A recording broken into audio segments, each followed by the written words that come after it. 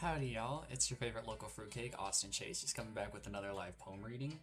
This one is called My Future, and essentially it will be a full year since I've had my HIV diagnosis coming up this Friday. Um, and it's just how things started and how they're currently going. So, my future. The world handed me a word and expected me to wear it like a scarlet letter, as if three letters could swallow an entire person whole. HIV. Suddenly, strangers became historians of a life they never lived, writing chapters about me with ink made from assumptions.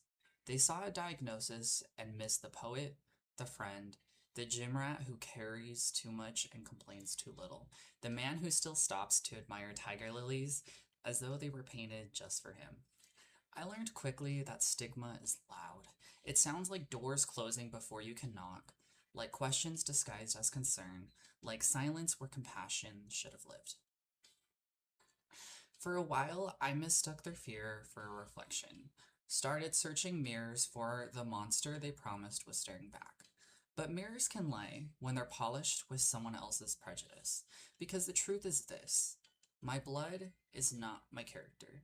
My diagnosis is not my morality. My medication every morning is not a punishment. It's a beautiful promise that I intend to keep living. And living, it turns out, is a beautiful act of defiance because eventually I realized stigma is just fear wearing someone else's face. It belongs to whispered conversations, outdated headlines, and people who confuse ignorance for certainty. It does not belong to me.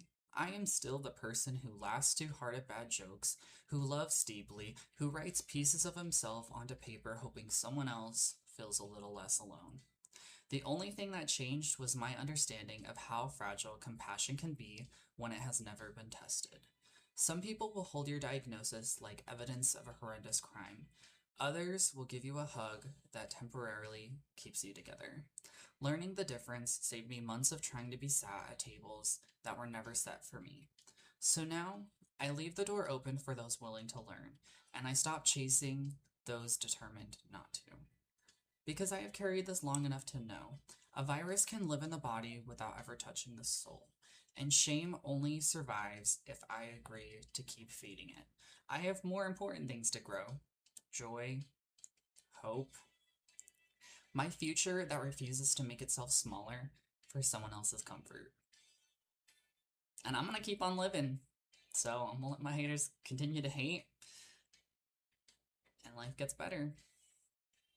And I hope that you have a great rest of your day. I'm glad that you are here.